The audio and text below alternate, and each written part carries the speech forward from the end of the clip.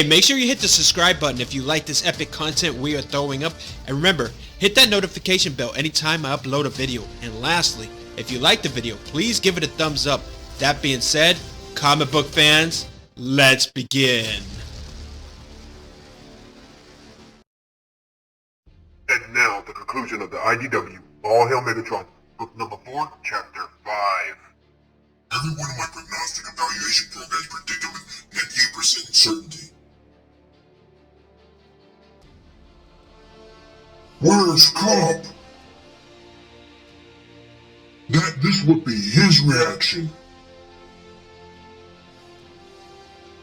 Seemingly, Springer had just made one of his regular trips to the science vessel ARC-17 to check on the progress of the venerable but currently incapacitated Cup. He wasn't there, and where's Perceptor? Neither was Perceptor. Take it easy, Springer. As the leader of the crack commando unit, the Wreckers, his hands haven't been clean in years. Why do we Autobots rely on an extreme last line of defense when we should make our first one count? Mr. Poe said it is to be he epitomizes the unchecked strength of the firm that crushes through the ranks of the Autobots. What chances do we have of victory if we continue to indulge loose cannons and wild cards? What I set in motion here today will mark the turning point. We got him back. Cup's back. That's not possible. You didn't see what he was like when we found him. He was sick, his mind fried from the crystals he became addicted to on that planet. Damn it, his neurocore was so chewed up by radiation, he thought he was defending himself from night terrors and ghosts. But instead, he was manifold deep in the few of the Autobots I sent to rescue him, Autobots he slaughtered with his bare servos. Perceptor said he was too far gone physically and mentally. That there was nothing. Yeah, and that's exactly why I had Perceptor bring Cup here. To the Keemia facility, you know what they're capable of here, right? This is high-end stuff. We're talking about liquid shrapnel, fold space imported memory. Science that exists almost on a purely theoretical level. I team Perceptor with an Autobot who's made some huge leaps recently developing some very unusual tech for us. Scroll back unusual tech? That's what I'm afraid of. I know all about this place, Prowl. Do you have any idea how many freaky gravitation blasters and chrono displacement grenades the Wreckers have tested out for Keemia? The stuff these guys cook up? Wait. Tell me you didn't just drag Cup here to reverse engineer some kind of weapon that can inflict that sort of radiation damage on a Decepticon. No, Springer. But don't think I didn't consider it. I had Cup brought here because this is where the breakthroughs were being made, with the Pretender process. Overreaction predicted with 89% accuracy. Wait, the Pretender process? The same Pretender process that Khan Zealot Bludgeon homebrewed? The same one that led to the whole Thunderwing mess? Which means we don't get to live on Cybertron anymore. Nice play, Proud. This scheme makes Cup's rescue mission look as smooth as a gear change from Blur. I have heard this exact Springerism precisely 76 times over the last 36 decacycles. There is nothing about him I cannot predict. You must have missed the part where I mentioned the breakthrough, Springer. Jetfire stabilized the process during his defense against the expansion, giving the techs at the facility a way forward to rebuild Cup. This statement is 100% factual, as is the point that the scientists here can make the improvements in Cup that I will later require. We always knew that upgrading him would be an issue due to his physical incompatibility with current tech, but Bludgeon's seemingly flawed idea offered us a solution.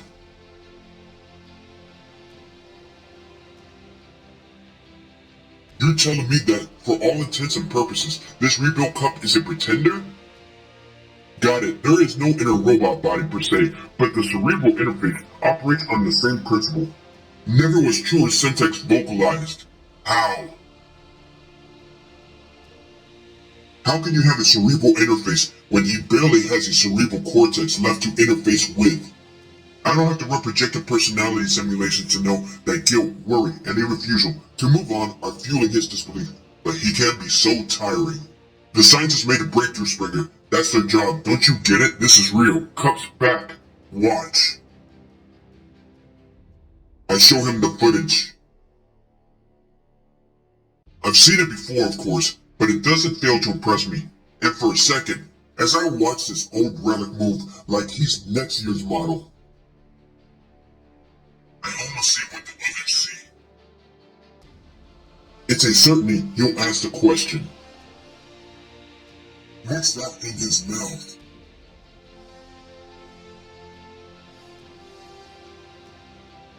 Why is he sucking on a cigar? That'd be the breakthrough perceptor in his teammate. That would be some retrograde poison he's sucking on.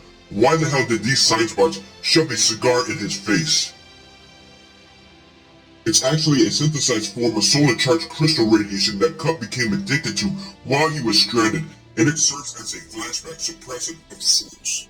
It doesn't overwhelm him or instigate any negative or unusual behavioral patterns. It satisfies his cravings without amplifying it. Trade one addiction for another? Better think of it as keeping his personality propped up, which is exactly how I need him.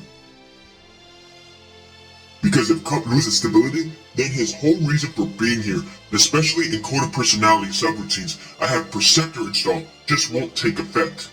The ethics causes me no guilt, obviously. I keep all this from Springer, just as I'm certain he would keep facts about how unpleasant his job can get when he's with the wreckers. Necessity rules.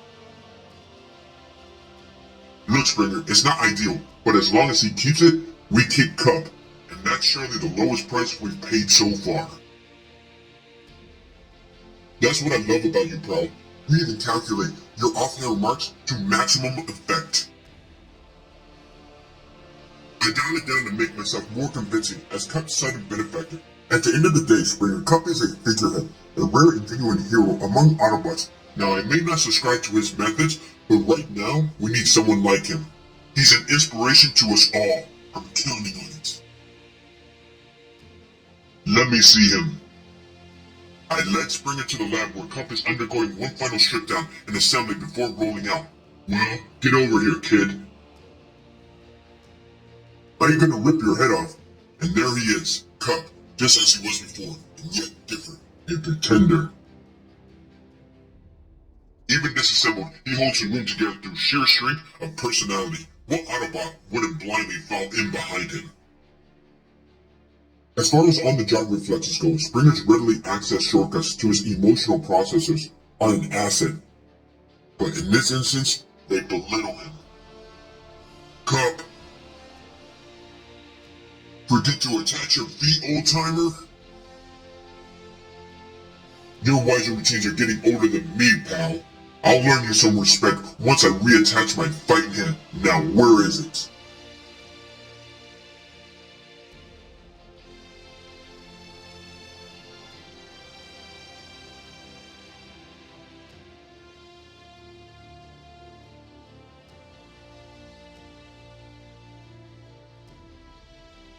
Cup, you okay?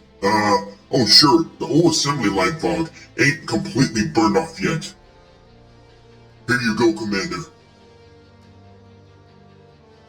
Hey, nice job, Perceptor. The science of convalescence has come a long way, huh?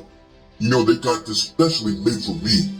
Cup, on behalf of just wanted you to know how much you mean to us, to the Autobots. I can safely affirm that he's never meant more to me.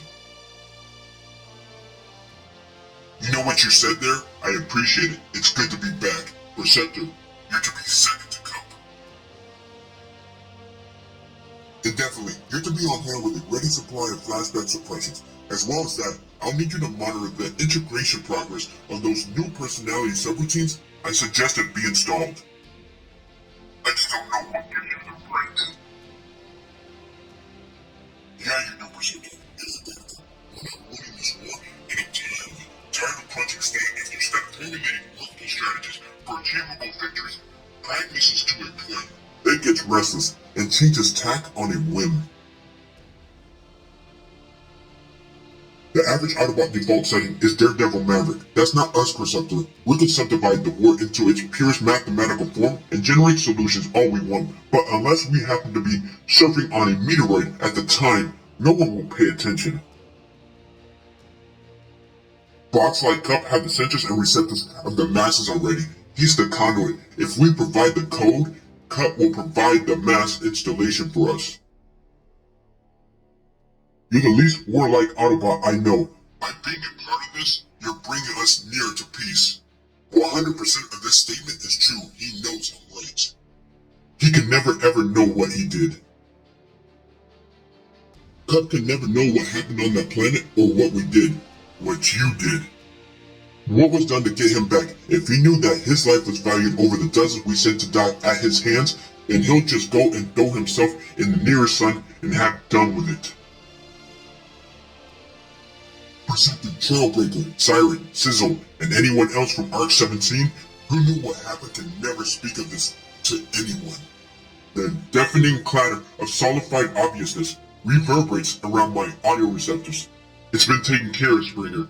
As if I hadn't covered this, and even if I hadn't, their collective blind loyalty to Springer would have ensured their silence. Of course it has. If there was some angle where you could score points with Prime for this, you'd have it covered. Correct. Though it's fair to say Optimus Prime would be attracted to the romantic notion of risking all for a fallen comrade. Even when compared to the numbers lost in retrieving him, that comrade is of negligible statistical importance. Optimus wouldn't be Optimus without his willingness to gamble all for nothing. It's not that I don't understand it as Transformers, it's in our nature to adapt and change according to the given situation. But this overpowering sentimentalism and acceptance of the rebel element holds us back from victory. I can see the cracks starting to show until on the current Decepticon situation dries up. Still nothing, Prime. Still nothing? Statistically, it's a certainty that he needs to be active will be severely counterproductive. My projections and strategizing all say the same thing. Do nothing. Wait. Prime trusts my advice. He listens to me, but soon Prime won't be able to hear me anymore. My voice is just a conduit for facts and figures. It doesn't speak to the warrior inside. Not like Ironhide does. You know what I think.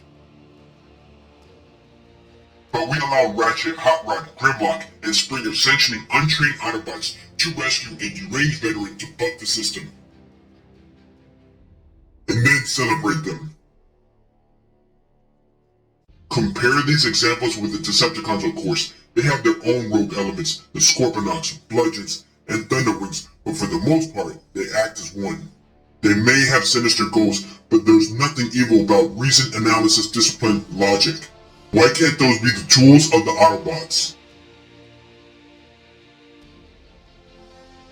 I'm just not the figurehead Autobots seem to need, but then I don't want to be. I don't thrive on attention. It's the badge on my chest that matters, not my face. So from now on, Cup's my face. Or one of them. He was already a living legend, now he's back online.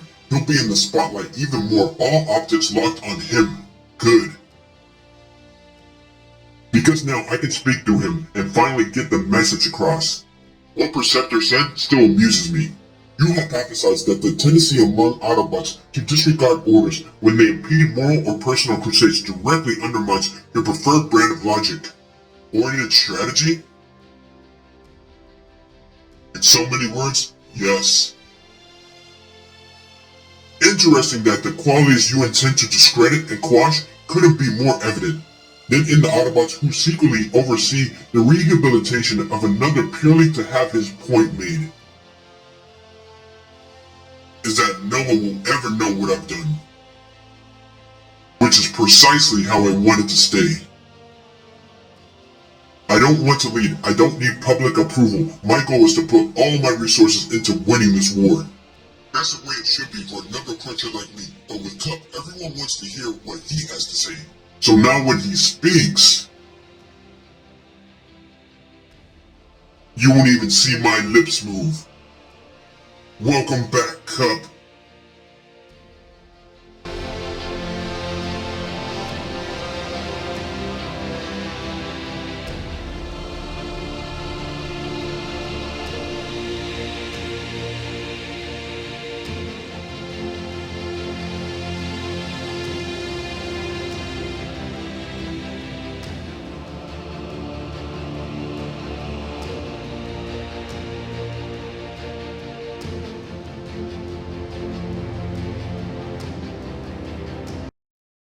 If you like what you see, like and subscribe right now.